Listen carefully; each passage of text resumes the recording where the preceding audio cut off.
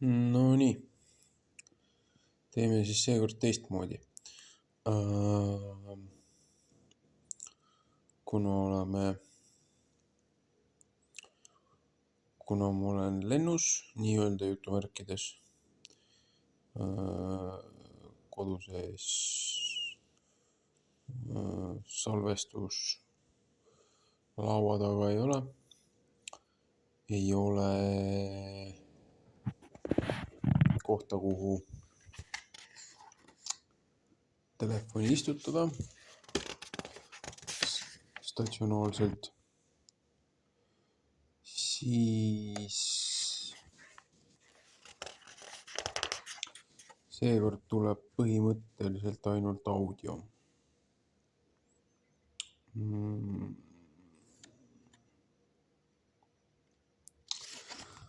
Tahaks sisse lugeda nii-öelda ühe täiskasvanutele mõeldud leerikooli siis nii-öelda raamatu.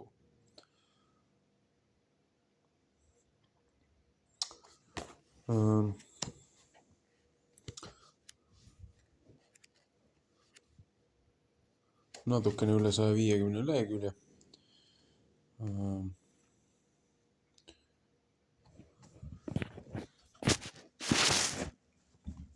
Hakkame siis pihta.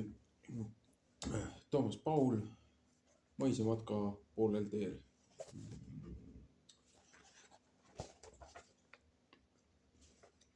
Leeriõpik täiskasvanutele Eesti Evangeeliumi, mis ta on siis, Luteri kiriku äkki, konsistoorium, ma ei ole kindel, EELK on lühend. Kujundus on Ene Velling, kaanefoto on Ivo Koldi oma, 3. muutmatu trükk 2004, Toomas Paul 1996, Ene Vellingu kujundus 2000. aastast. Sisukord alustuseks. Siis on usust ja usutunnistusest, 10 käsust, sakramendist ja Jumala armust, palvest ja meie isa palvest, piiblist ja Jumala ilmutusest ja lõpetuseks on siis sisukorra alajaotus. Nii, alustuseks.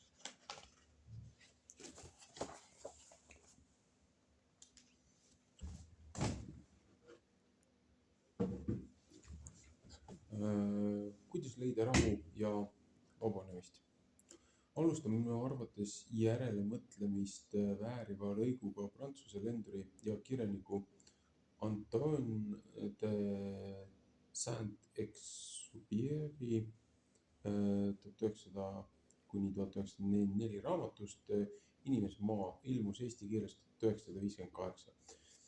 Puutusin kokku tõega, mida ma ei mõistnud, pidasin end juba kadunuks, arvasin, et olen jõudnud meeleheite viimase piirini ja kui olin sellega leppinud, tundsin rahu. Näib, et 4 tundidel õpid iseennast tundma, et muutud enda sõbraks. Ei ole enam midagi, mis oleks kõrgem sellest täiuslikkuse tundest, mis rahuldab meis mingit tõelist vajadust, millest me ise pole teadlikud. Kuidas saavutada eneses sellist vaba õnnemist? Inimese juures on kõik paradoksaalne, see on vanatõde. Kindlustad inimesele leiva, et ta saaks luua, tema aga uinub. Võidukas võitja kaotab oma tugevuse, helde muutub ihtsaks, kui ta saab rikkaks. Mis loevad meile poliitilised õpetused, mis püüavad saavutada inimese õitsengut, kui meie ei tea ette, missugust tüüpi inimestele nad õitsengut taotlevad. Kes sünnib siis? Meie pole nuumamisele määratud kari ja ühe vaese Paskali ilmumine on palju kaaluvam sündmus kui mõningate jõukuses elavate tundmatute sündimine. Me ei oska olulisemat ette näha. Igaüks meist on võinud tunda kõige leegitsemamat rõõmu seal, kus miski seda ei ennustanud. See on meile jätnud niisuguse igatsuse, et meie leiname taga isegi oma vaevasid, kui need andsid võimaluse tunda rõõmu. Kohtades taas oma sõpru oleme kõik maitsnud halbade olukordade meenutamise veetlust. Mida me teeme? Ainult seda, et on olemas, mida me teame, ainult seda, et on olemas teatud olukordi, mis muudavad meid viljakaks. Kus asub inimese tõde? Tõde ei näita end avalikult, kuid selle mullas ja mitte teises arenevad apelsinipuudel tugevad juured ja nad kannavad vilja, siis see muld ongi tõde apelsinipuudele. Kui teatud usk, teatud kultuur, teatud väärtuste määr, teatud tugevuse vorm ja mitte teistsugune soodustab inimeses täiuslikkuse tunnet ja vabastab temas võimsuse, mille olemasolu ta ei teadnudki, siis just see väärtuse määr, see kultuur, see tegevuse vorm ongi inimesele tõde. Aga loogika. Rabelgu end välja ja andku elule oma seletus.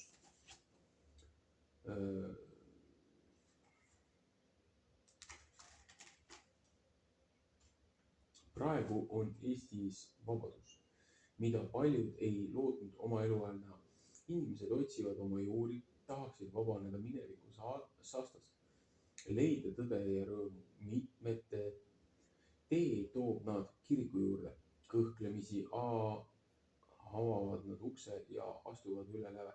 Ei ole nende süü, et nad senini on jäetud ilma sellest, mis eelmised põlvkonnad on osa saanud. Aga see, kas jäädagi eemale, tuleb nüüd endal otsustada. Enne viimast sõda käis enamik eestlastest leeris. Toonal kestis leerikursus 3 nädalat.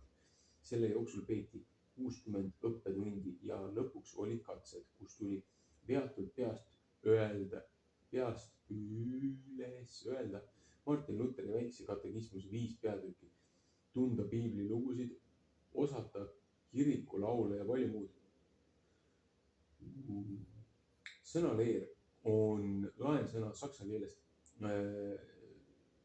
SKS, lehre, õpetus, õpetamine ja sellega tähistatakse nii leeri õnnistamisele eelnevat õpetuse andmist kui õnnistamist ennast. Toonaste leeri tulijate puhul võis eeldada, et nad on koolis saanud usuõpetust ja midagi on kaasa saadud ka kodunt. Nüüdne olukord on tublisti erinev ja seda peab ka leerikursustel arvestama. Enamik praegustest leeri lastest ei ole ristitud ega varem usu küsimustega kokku puutunud. Pigem on nii, et vahepeal on kõvasti pingutatud religiooni lõplikuks väljajuurimiseks. Ja ka eitamine ja lammutamine nõuab vaeva, aga selle vaevaga on samasugune lugu nagu metsa langetamise vaevaga, kui seda võrrelda uue metsa istutamisega ja hooldamisega. Muidugi ka puude saagimise ja tükeldamisega on tükktööd, kuid ilmselt olid rängad metsa raieplaanid, mis sunniti sõjajärgsetel aastatel peale Eesti taludele eelkõige üheks mõjuvaks võtteks rahva selgroo murdmisel. Iga talumees teadis, et masti metsa kasvamine võib inimpõlvi vaeva ja hoolt.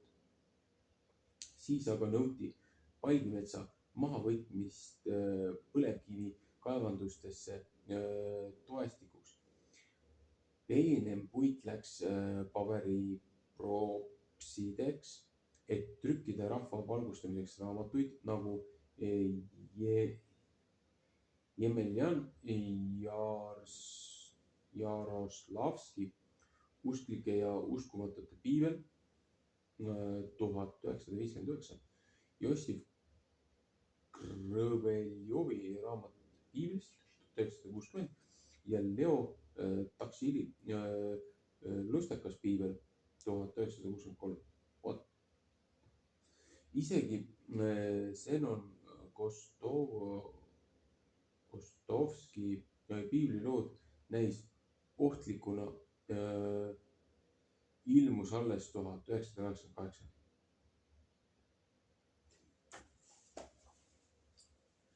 Nüüd on hoopis teine aeg ja uued võimalused.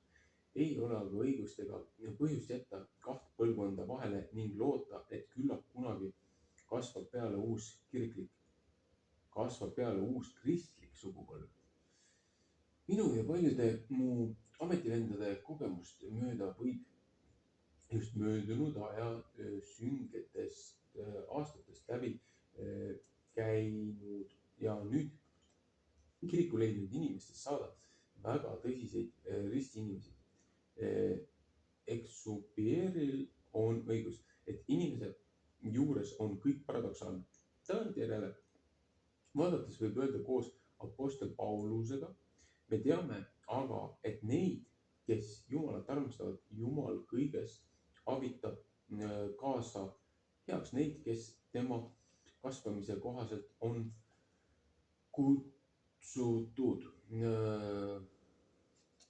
RM peaks siis olema roomlaste raamat, Pauluse kiri roomlastele 8:28.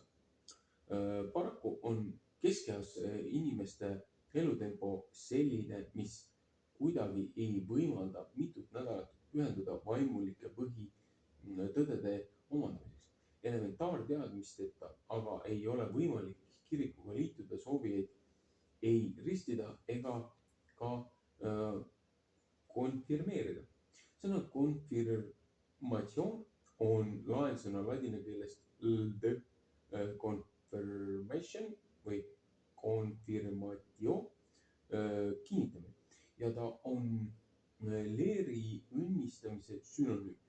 Konfirmatsioon tähendab ristimise kinnitamist, olgu tegemist lapsena ristitute või vahetult enne konfirmatsiooni risti tavadega. Kristliku kultuuriga maades on olnud leeris käimine seotud kindla eaga. Soomes on selleks reeglina 15 eluaastat, Prantsusmaal õnnistatakse 11–12 aastaseid.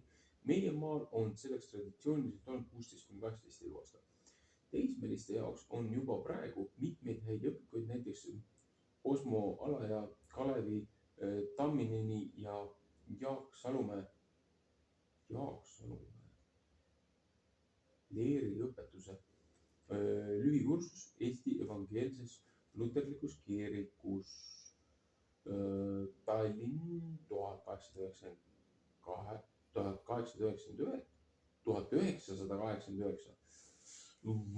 Nii.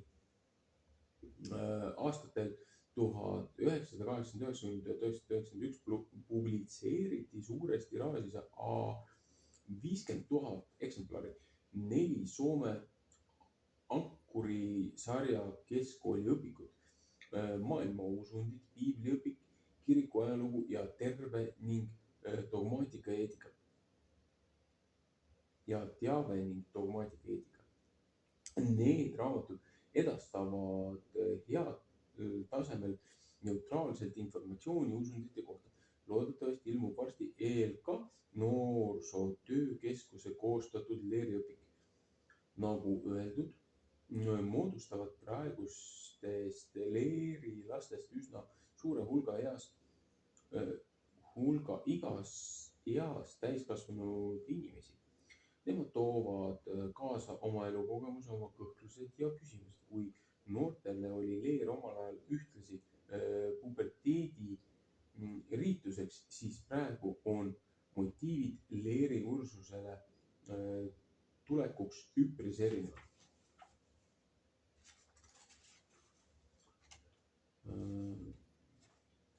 On neid, kes teavad selgesti, mida nad otsivad ja kes lihtsalt olude sunnil ei ole riskinud varem seda sammu astuda.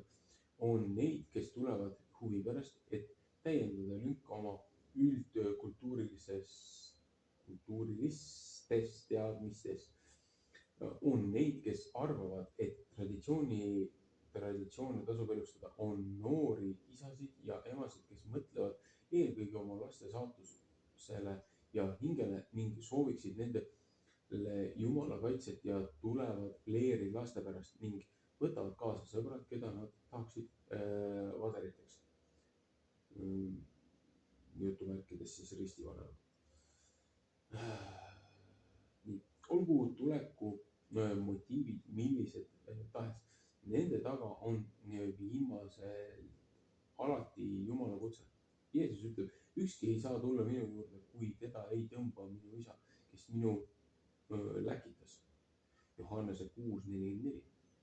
Usupuhastaja Martin Luther 1483–1546 kinnitab täie õigusega, mina usun, et ma omast mõistusest ega väest ei saa uskuda Jeesusesse Kristusesse, oma issandasse, ega tulla tema juurde, vaid püha vaim on mind kutsunud evangeeliumi kaudu, oma annetega valgustatud, õiges usus pühitsenud ja hoidnud, nõnda nagu ta kogu kristliku kiriku maa peal kutsub, kogu valgustab, pühitseb ja Jeesusesse Kristusesse hoiab õiges ja ainsas usus. Nii nagu korvpallimängu ei saa õppida jälgides televiisorist tippvõistluste ülekannet, nii ei saa ka jõuda kuhugi, kus ei asu teele, kui ei asu teele. Teel on vaja keppi, mille teeline võib võtta kätte, et oleks julgem astuda esimesi samme mägirajal. Inimene ei saa eemale jäädes iial teada, mida usk tähendab ja mida uskumine annab. Ujuma ei saa õppida, kui ei julge astuda vette. Olgu kiriku juurde tulek taust milline tahes, kui keegi langetab otsuse ja riskib astuda lähemale, võib ta enda jaoks avastada ristiusus selle, mida ta hing viimaselt igatseb. Paljude kogemus on olnud sarnane kirikuisa Aurelius Augustinuse 354–430 tunnistusele. Ja ikka tahab sind kiita inimene, osakene sinu loodust. Sina õhutad, et ta sind kiites rõõmu tunneks, kuna sina oled meid teinud enda jaoks ja rahutanud meie süda, kuni ta ei ole rahu leidnud sinust. Kirik ei saa ristida ega konfirmeerida soovijaid kohemaid. Leeritunnistus ei ole kiirfoto, tarvitseb ainult panna pontlikult riidesse ja astuda läbi fotoateljeest. Pigem on ta nagu diplom, mis peab kinnitama, et asjast teatakse midagi. Ristimine on sakrament, milles Jumal ise toimib. Ometi ükski seeme, mis sakramendi seeme ei idane purukuivas liivas. Me peame pisutki teadma ja mõistma, millest me hakkasime osa saada, millest me tahaksime osa saada. Uskumise puhul ei ole teadmised kõik, aga nende asemel ei saa olla tühi koht. Isegi sel ajal, kui kogu elu oli kristlikest tavadest ja tõekspidamistest läbi imbunud, vajati teatud intensiivset ettevalmistusaega, et asjad saaksid päriselt selgeks. Praeguses maailmas, kus usul on ühiskonna elus väga tagasihoidlik roll, on kui tahes lühikest leerikursusest osavõtmine vältimatu. Ei aita, kui keegi on piibli kaanest kaaneni läbi lugenud ja arvab, et ta teab usuasjadest küllalt. Selle omapäi piibli uurimisega on samasugune lugu nagu isamaa haiguse diagnoosimine ja ravimisega tarku arsti teaduslikke raamatuid lugedes. juudi filosoofia arst Markus Herz sai teada, et üks tema endistest patsientidest on hakanud ise tohterdama ennast meditsiini kirjanduse põhjal. Herz nentis, ta vaadaku ette, et ta mõne trükivea kätte ära ei sure. Suur hulk igasuguseid kummalisi sekte on sündinud liiga enesekindlalt piibli uurimisest. Igaüks neist arvab, et just temal on tõde. Kui keegi juba hakanud kirikus käima ja piiblit lugema, aitab see palju kaasa. Siis on hulga asju tuttavad ning eelteadmised aitavad nii Leeri kursusel pakutavat kui ka teavet oma elu paika seada. Igal selle õpiku kasutajal peaks olema oma piibel ja oleks hea, kui ta otsiks sealt üles siin viidatud piiblikohad.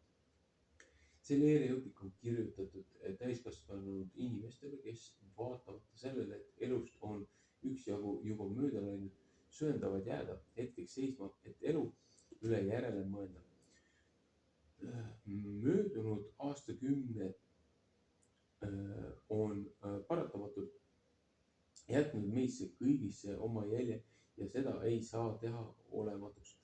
Aga kellelegi ei ole põhjust ega õigust öelda, et kui see kord juba on nii, siis nüüd on hilja meil parandada.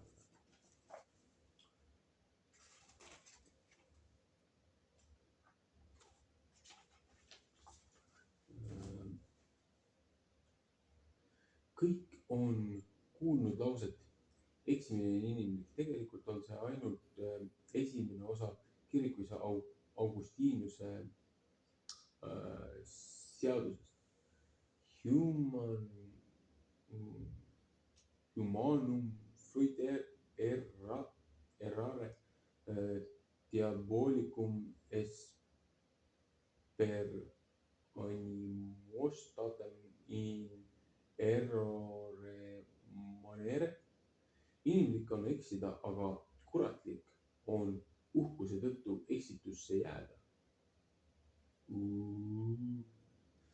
Umbes samamoodi väitis juba enne teda Rooma filosoof Marcus Tullius Cicero 106 kuni 43 enne Kristust.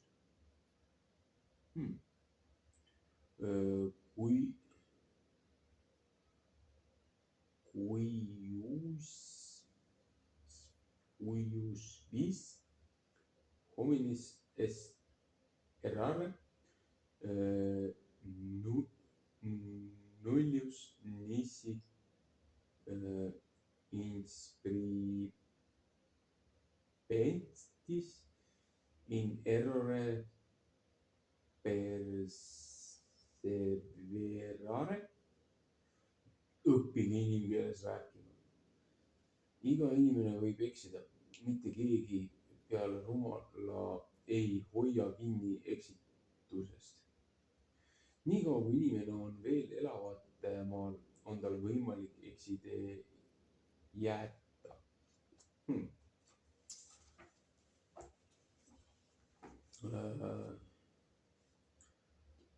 Dante jumaliku komöödia tollal tähistas žanri määrang la komöödia õnneliku lõpuga luuleteoseid.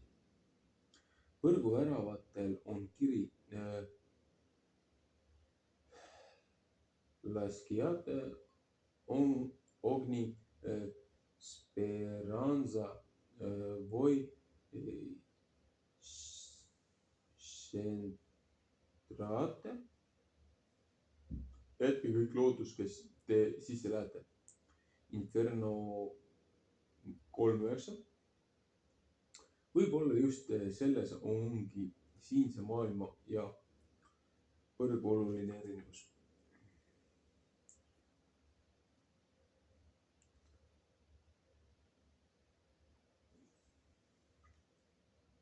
Ei ole mõtet kinnitada, et ega kella saa tagasi keerata. See ei ole nii, kella võib tagasi keerata ja kui kell on vale, on see ainus mõistlik tegu. kui oleme valel rajal, ei vii kangekaelne samas suunas edasi rühkimine ikka pärale. kui oleme milleski eksinud, on kõige arukam pöörata ümber ja otsida üles õige tee. me kõik oleme seda kogenud matemaatika ülesandeid lahendades. Filosoof Immanuel Kant 1724–1804 kirjutas oma prolegomena igale tulevasele metafüüsikale, mis on võimeline esinema teadusena eestlasest. Inimmõistus on nii meisterdamishimuline, et on juba ennegi korduvalt torn valmis ehitatud ja selle siis maha lõhkunud, vaatamaks, kas vundament ikka tugev sai. mõistuspäev võtta pole kunagi hilja, kui aga ajast arusaamine liigselt viibib, on selle rakendamine alati raske. see raamat ei sisalda täielikku informatsiooni, mida peaks teadma iga kiriku liige. siin ei ole käsitletud ei jumalateenistuse korda ega kiriku aastapühasid, kiriku seadusi ega tavasid. koguduse liikme õigusi ega kohustusi ja palju muud sellist. siin ei pakuta ka piiblilugusid. on paratamatu, et ühte raamatusse ei mahu kõik asjad. siin on piirdutud kõige elementaarsemate probleemide käsitlemisega, lootuses, et see, kes korra on teele astunud, astub ise edasi.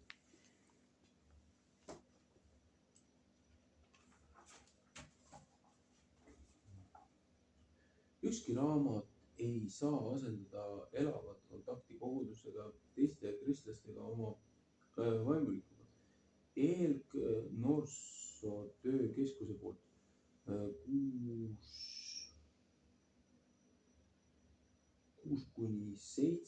detsember 1993 korraldatud noortekonverentsi pöördumises öeldakse, leerikursuse olulisteks komponentideks on usuõpetus, kasvatus ja vaimulik juhendamine, võimalus isetegemiseks. peame tähtsaks anda leerilastele võimalus osaleda jumalateenistuse ettevalmistamisel ja läbiviimisel. leerikursus tuleb muuta maksimaalselt praktiliseks. olen viimaste aastate jooksul pidanud vastama inimeste väga erinevatele küsimustele usu kohta. mitmed nendest küsimustest jooksevad siin teksti kõrval. arvatavasti on paljud teisedki otsinud samadele probleemidele lahendust. oleksin tänulik ka iga tagasiside eest sellele raamatule. traditsioonilistes katekismustes on igale küsimusele antud väga konkreetsed ja normeeritud, tavaliselt ka piibli salmidega fundeeritud vastused, mis peavad olema ammendavad. sõna katekismus pärineb kreeka keelest katechismos õpetus ja nõnda nimetatakse lühikese usuõpetuse käsiraamatuid küsimuste ja vastuste kujul. 2. sajandil hakati nimetama kateheetideks katehetes, ristimisele valmistujaid. katehees, katechesis oli tollal suuline õpetusviis küsimuste ja vastuste varal.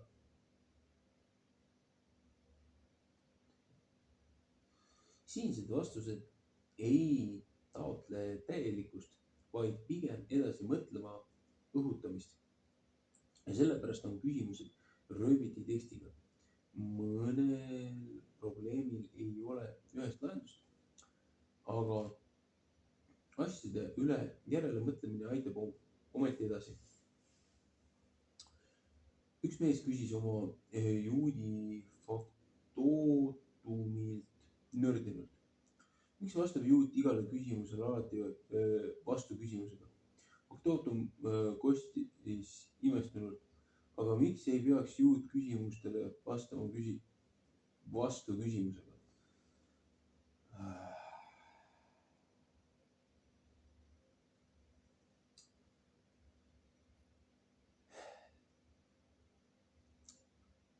Teksti saatvaid küsimusi võiks vaadelda ka kui omamoodi sisujuhti, et jutt ei oleks kaanonikeelne, on aeg-ajalt seletatud mõnd kirikukeele terminit.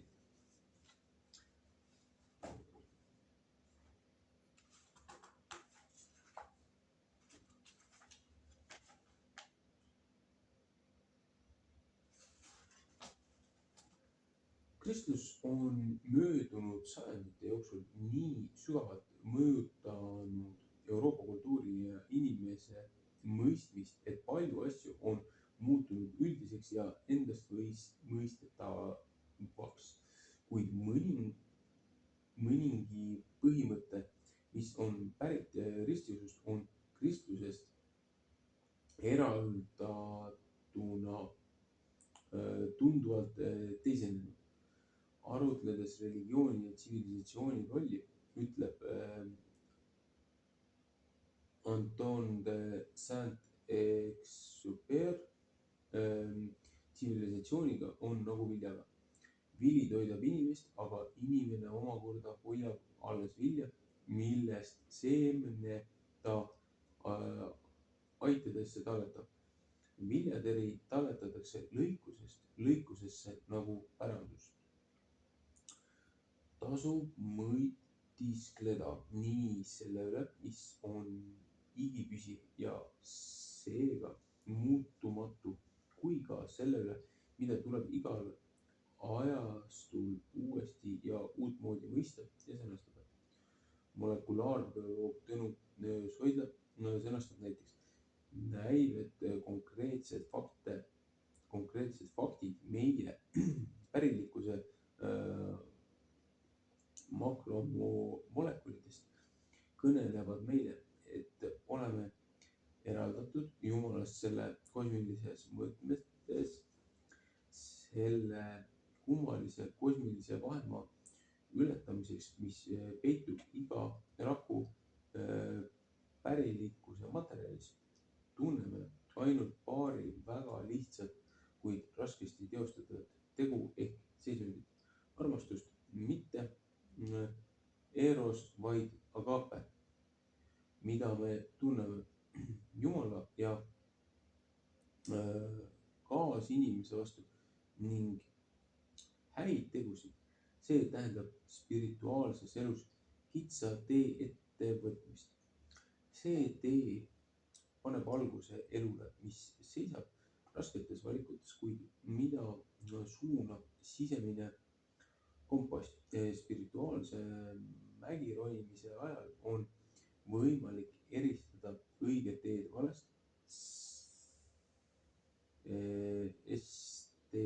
Teed, mis viib see tähendab teed, mis viib üles, ja teed, mis viib alla. Võib-olla peaksin juhtima tähelepanu ka uskumise aktile, mis ankurdab meie kitsa tee nöörikindlat sihtpunkti külge.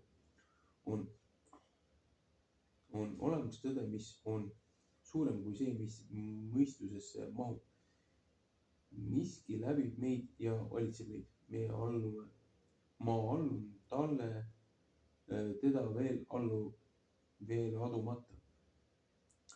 Tõde on nagu vesi jõusele, veel ei ole maitset, värvi ega lõhna, aga temata ei ole elu.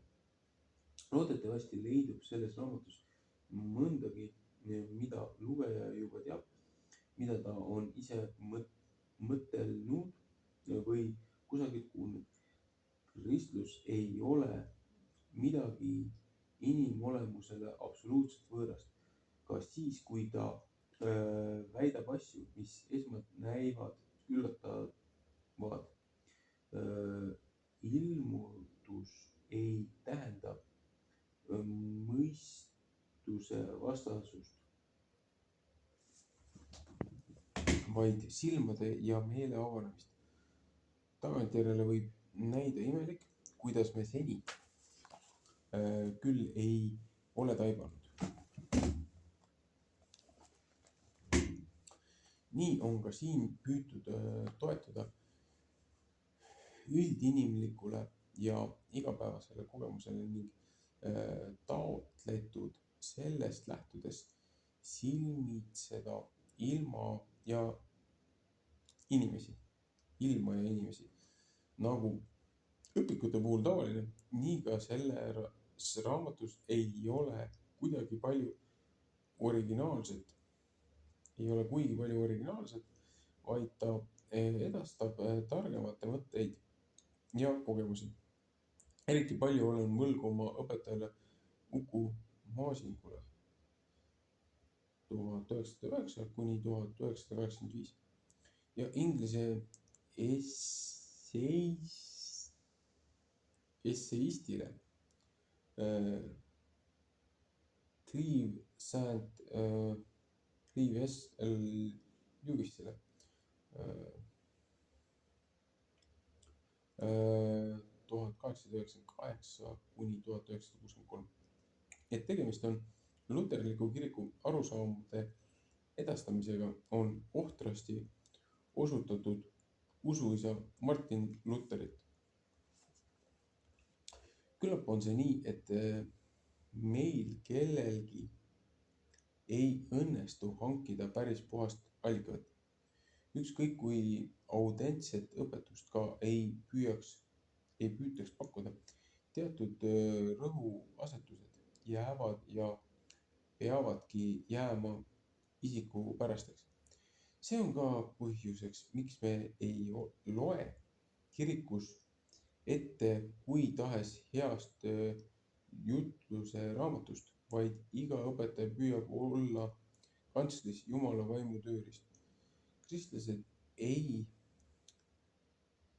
vaimulikud ega koguduse liikmed ei pea astuma marsirivis, vaid lähevad igaüks kitsast rada pidi. Mõni jaksab kiiremini, teisel kulub rohkem aega ja vaevagi. Ainult et rada ei ole vaja tihedasse vadrikusse rajada, vaid võib astuda eelkäinute ja pärale jõudnute jalajälgedes. Mõnegi ohtliku koha on nad meie jaoks tähistanud. Ei maksa anda õigust nendele, kes nendivad, et ajaloost võib õppida vaid seda, et inimkond ei õpi mitte midagi. Muidugi võib küsida, miks me üldse peaksime kuhugi kippuma. Arvo Valton arutleb ilmselt irooniliselt. Mis tahes liikumisel jõuad algpunkti tagasi, milleks näha vaeva sammupidamisega, parem pööra rahulikult ümber ning mine vastassuunas tuleviku poole. Kas seistes jõuad pärale, aga kerge liikumine tuleb su tervisele kasuks. Ega enamik inimesi ei kipu ka kuhugi. Nad lasevad end hoovusel kanda. Aga see raamat on neile, kes ei ole sellise rolliga rahul ja tahaksid välja, kuhu. Seda me ei oska alati vastata. See on üks neid asju, millele ei ole valmis vastust. Jeesus ütleb enda kohta, et tema on tee, tõde ja elu, Johannese 14:6. Kristus on tee, millel inimene võib käia oma eluteed. Inimese elu võrdlemise teekäimisega on pilt lihtsustus, mis väljendab vaid seda, et me ei ole päral, et me peaksime.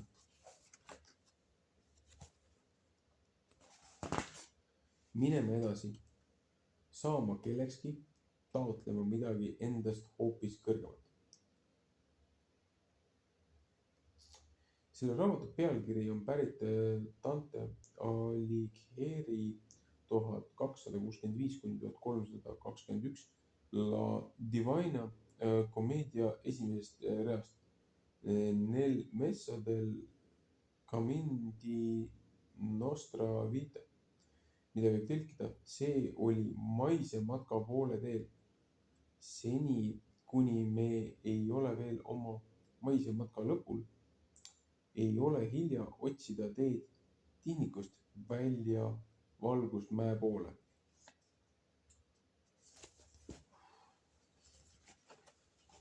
Sellega on siis alustuseks loetud. See oli lehekülgedest, nojah, pealkiri on 7, aga no ütleme 9. 18. on reaalselt sisu.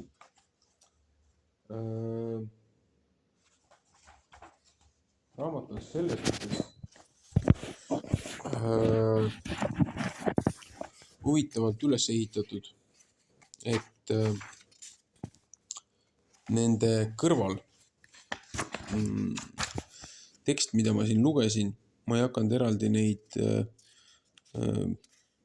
küsimusi lugema, et noh, kõige esimene osa siin, kuidas leida rahu ja vabanemist, kus asub inimese tõde, kas kirikus võiks leida õige mulla oma juurtele, mis on leer, miks peab praegu alustama otse kui tühjalt kohalt, siis on, mis saab 2 sõjajärgsest põlvkonnast, mis on konfessioon, millised leeriõpikud meil on kasutada, miks tulevad täiskasvanud inimesed leeri, siis on aga võib-olla inimene tuleb asjata kiriku juurde ja Jumal ei võtagi teda vastu. See on see Johannese 6:44. Kas selleks, et teada saada, mida ristiusk annab, peab usklikuks hakkama? Siin oli üks huvitav lõik. Miks kirik ei risti ega konfirmeeri kiirkorras? No, sellest räägiti. Miks ei aita iseseisvast piibli uurimisest? Selle juurde ma tulen tagasi. Kellele see raamat on mõeldud? Kas mul ei ole hilja meelt parandada? Kas kella saab tagasi pöörata? Kas tasub keskeas otsast alata? Miks see raamat käsitleb ainult teatud teemasid? Miks teksti kõrval on küsimuste rida? Mis on katekismus? Siis on siin, milline on kristluse roll praeguses kultuuris, mida uut võib sellest raamatust leida, kas kristlased peavad astuma rivis taeva poole, miks üldse peaks kuhugi pürgima, ja siis kõige viimane osa siin oli, kust on võetud selle raamatu pealkiri. No, mille juurde ma kindlasti tagasi tahtsin tulla. Miks ei aita iseseisvast piibli uurimisest? See on, ütleme niimoodi, et siit maalt hakkavad kommentaarid. See ei ole raamatu osa.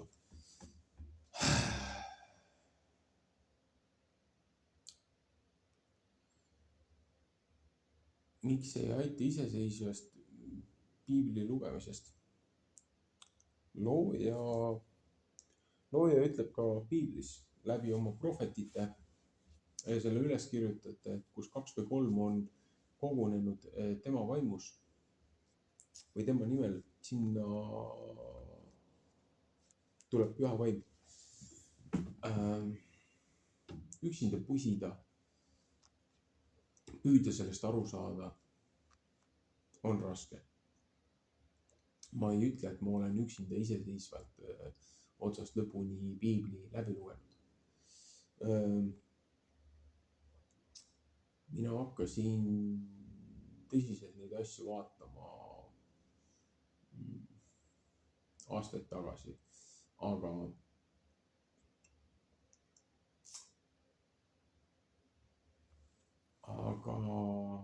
eelarvamusega.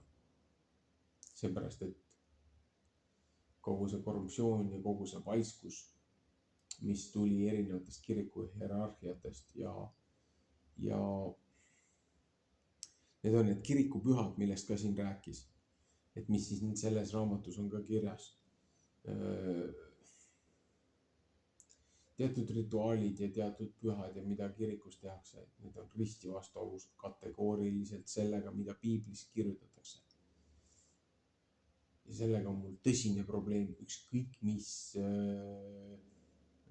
siis nominatsiooniga tegutseme ja siis ütleb ka, et et ärge õppige üksinda piiblit, et siis tekivad erinevad skismused ja nominatsioonid.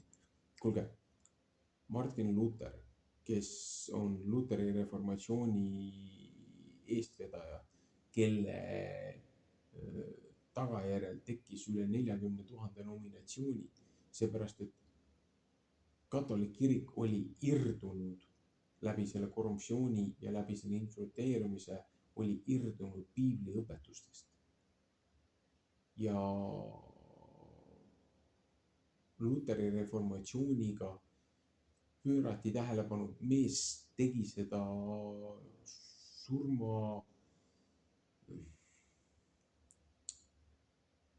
ühesõnaga tal oli surmanuhtlus oli määratud ja ta tegi seda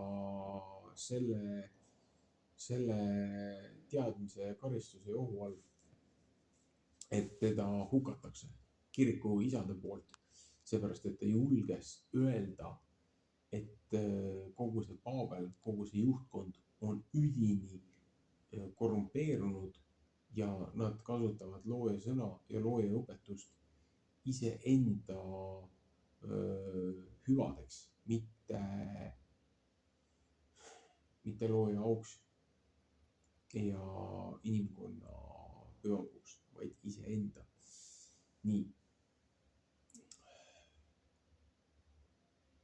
Ja selles mõttes, miks ma ei ole ka ise selles mõttes ainult üksinda pusinud. Väga paljud asjad ma olen ise läbi lugenud, ise läbi vaadanud, ilma mingisuguste katekismuste, ilma igasuguste nende õpikuteta, mis õpetavad, kuidas piiblit lugeda.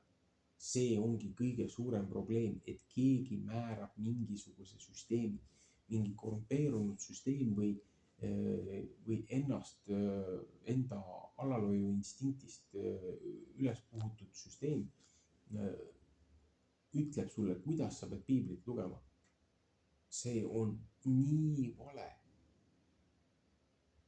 Kui sa tahad piiblit lugeda, loe kaanest kaaneni kontekstis otsast lõpuni läbi. Ja siis väga paljud asjad, mida meile kirikus täna õpetatakse, olgu need pühad või olgu need mingisugused doktreenid, need on risti vastuolus sellega, mis on piiblis kirjas. Ja siis tekibki inimestel probleem, miks nad pöörduvad ära loojast, miks nad pöörduvad ära Kristusest. Seepärast, et meile aetakse täielikku kägu. Ja Johannese ilmutuse raamatus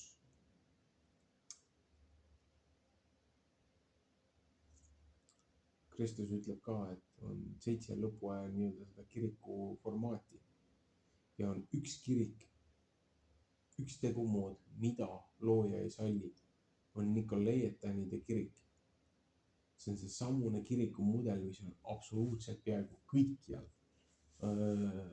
Kirikud on siis võtnud kasutusele, et üks mees on kõige selle suure saali ees, kes ainsana võib rääkida ja teised olgu vait.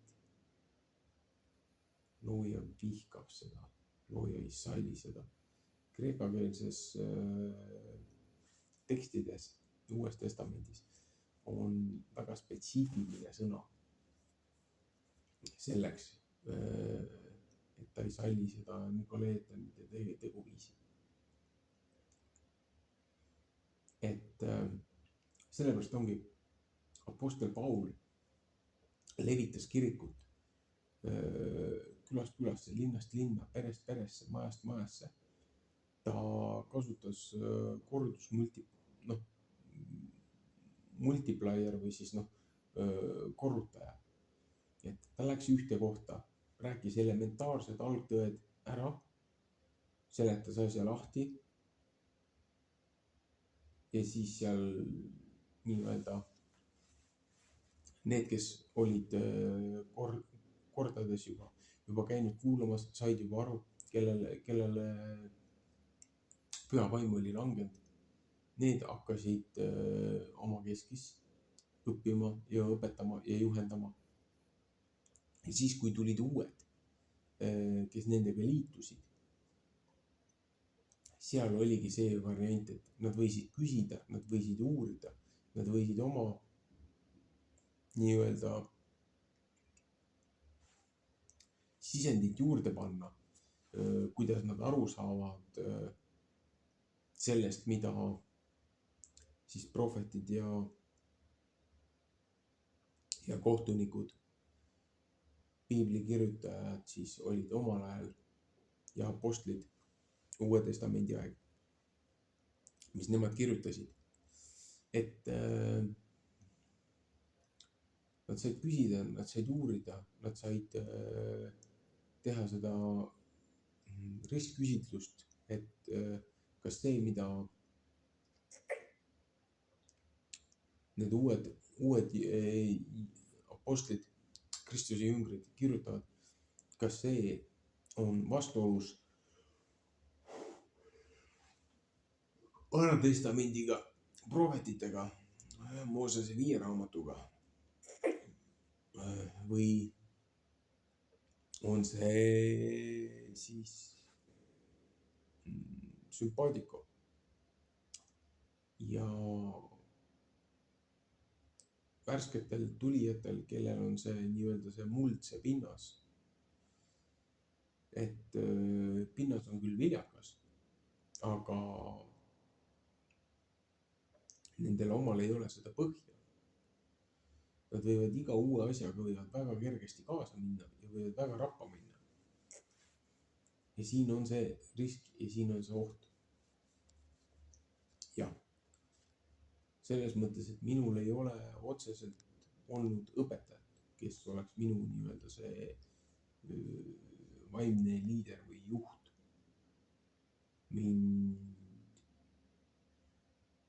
Mind juhib nii-öelda püha vaim. Nii palju, kui ma olen võimeline seda kuulama ja nii palju, kui ma olen võimeline sellest aru saama. Aga ma toetun teistele pastoritele, kiriku, inglise keeles on minister, on ühesõnaga nendel laensõnadel on võõrkeeles on hoopis teised tähendused. Minu enamus sisendit on ingliskeelne ja alles nüüd siin viimased 2 aastat ma olen hakanud eesti keeles piiblit üldse ise läbi töötama.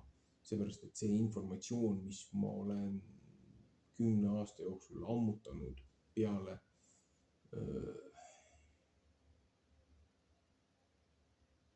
ma näen oma ümbruskonnast, oma tutvusringist, seal, kus ma liigun, kus ma tegutsen.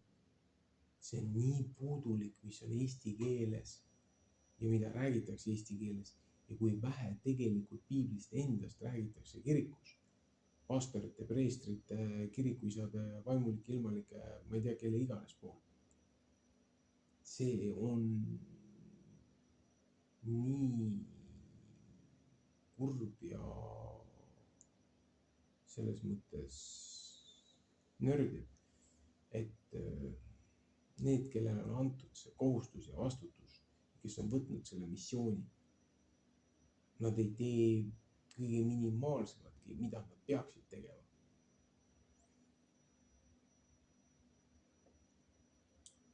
Sellepärast ma loen ka 1897. aasta täistrükki või noh, selles mõttes 12. trükki seda täispiibliraamatut loen portsjonite jupikaupa sisse ja lisan sinna lõppu kommentaarid, arusaamad.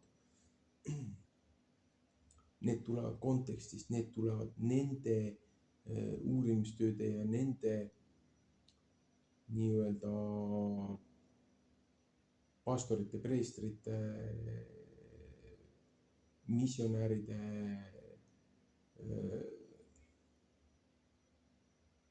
pagasist kogemusest, kes on selle läbi elanud. Mõningaid ma tean nii-öelda ainult nimepidi, mõningatega ma isiklikult olen suhelnud.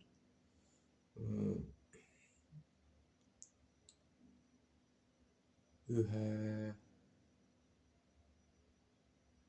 nii-öelda missionäri pastori, jutuvärkides pastori, ma ei teagi, mis ta ametlik tiitel oli. Tema ütles, et tema on lihtsalt valjuhäälne õpilane. Et ärge uskuge teda, vaid otsige tõde ja vaadake ise üle. Mina olin tema kogukonnas, tema koguduses, rahvusvahelises koguduses, virtuaalne kodukirik. Tema lõi sellise formaadi Apostel Pauli järgi just sellepärast, et see, kuidas kirik on minetanud oma esmase tähtsuse, mis looja on selle nagu näinud, et koguduse, selle kogunemiskoha, eklesia ehk siis välja valitud koguduse see kokkutuleku koht. Et kõige nende sajandite ja nende muude lolluste, infiltreerimiste ja nende korruptsioonide käigus on lastud käest ära see autoriteet ja see loojapoolne õnnistus ja kaitse nendelt kohtadelt. Ja nendest on tehtud tavalised turuplatsid ja ma ei tea, mis asjad, propaganda varem. Millest on äärmiselt kurb. Kristus läks templitesse omal ajal, võttis, sidus nöörid kokku, tegi nendest piitsad ja peksis need rahavahetajad ja need kuradi turuahvid sealt välja, kes pühakojas tegid pillerkaari. Et täna tuleks sama teha. Jah, loomulikult teatud ürituste asjadega kogutakse inimesi kirikutesse, aga see ei ole abinõu, ei pühitse eesmärki. Ja nüüd jõuame nendesse kirikupühadesse asjadesse, mis meil on kultuuriliselt sisse võetud. Kui tänased kirikupühad on risti vastuolus sellega, mida piiblis kirjeldab, mis olid kirikupühad. Mingisugused jõulu- või lihavõtte kontserdid ja pühad, millel ei ole Kristusega absoluutselt mitte mingit pistmist, ei ajalooliselt, ei kontekstiliselt, siis nagu see on ju tegelikult looja pühakoha selle templi rüvetamine. Aga näe, kiriku saab rahvast täis ja kirikule saab sealt raha laekuda ja saab edasi tegutseda ja missiooni täita, aga selleks on rahvamajad, selleks on vallamajad, selleks on kontserdimajad, mitte kirikud, kus seda pillerkaari tehakse. Et meil on vaja tõsist kirikureformi. tagasi juurte juurde, tagasi looja juurde.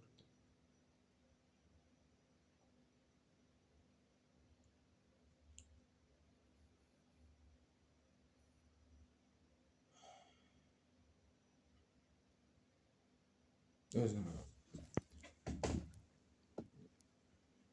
paneme selle salvestuse purki. Piibli lugemine läks mul nässu. Kohtumõistjate raamatu viimane osa. Kommentaaride osas ma tegin räige eksimuse, mida ma pärast järelkuulates avastasin. Ja ma põhimõtteliselt ei ole nõus seda videot üles panema sellise veaga. Nii et lihtsalt tuleb see uuesti lugeda. Ilmselt seda ma saan alles nüüd jälle selle nädala lõpus, see nädalavahetus siis uuesti lugeda.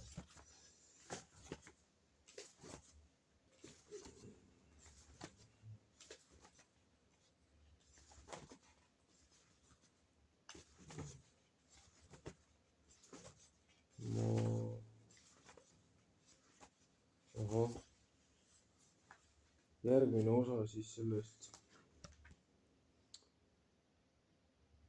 Toomas Paul Maise matka poolel teel raamatust on siis usust ja usutunnistusest. See siis reaalne sisu hakkab 21. leheküljest ja lõpeb 53. No vaata, et see on ikka, kui eelmine oli mul 9 lehekülge, siis see on 1, 2, 3, 4, 5, 6, 7, 8, 9, 10, 11, 12, 13, 14, 15, 16, 17, 18, 19, 20, 21, 22, 23, 24, 25, 26, 27, 28, 29, 30, 31, 32, 3 lehekülge.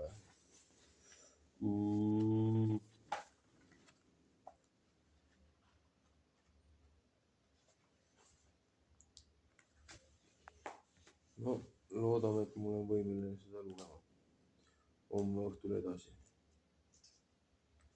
või homme öösel, embu-kumba. Ühesõnaga jätkame teinekord.